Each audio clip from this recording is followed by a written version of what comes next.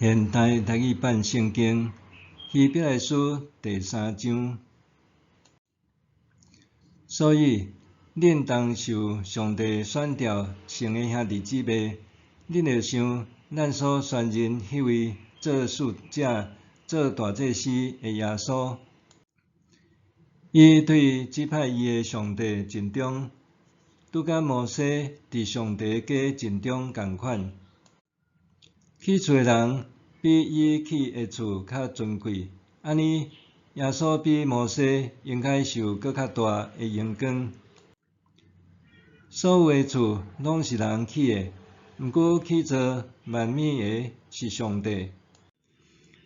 摩西做仆人，对上帝的全家尽忠，为着上帝后来所要讲的话作证。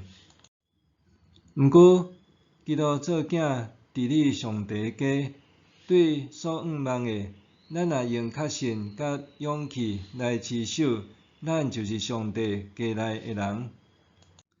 所以，照圣神所讲，今仔日恁若听上帝的声，毋通疑心，亲像恁的祖先伫背逆的时，伫旷野试探伊的日。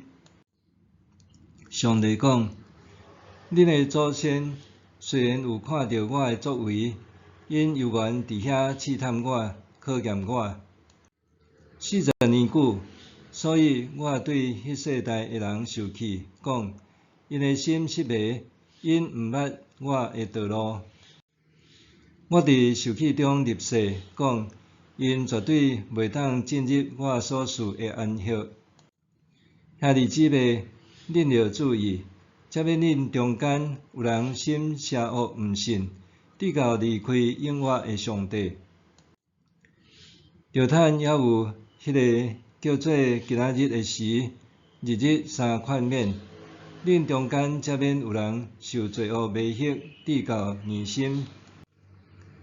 咱若坚守当初的确信到落尾，就诚做基督的同工。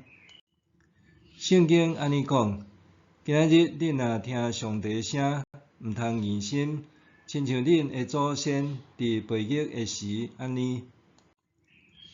听见上帝的声，犹佫背逆伊的是甚物人？敢毋是遐个摩西对埃及带出来所有的人？上帝伫迄40年久对甚物人发受气？敢毋是遐个因为犯罪死伫旷野的人？遐个背逆的人以外，上帝减捌对人立誓讲，因袂当进入伊所赐的安息。安尼，因袂当进入安息，是因为因毋信。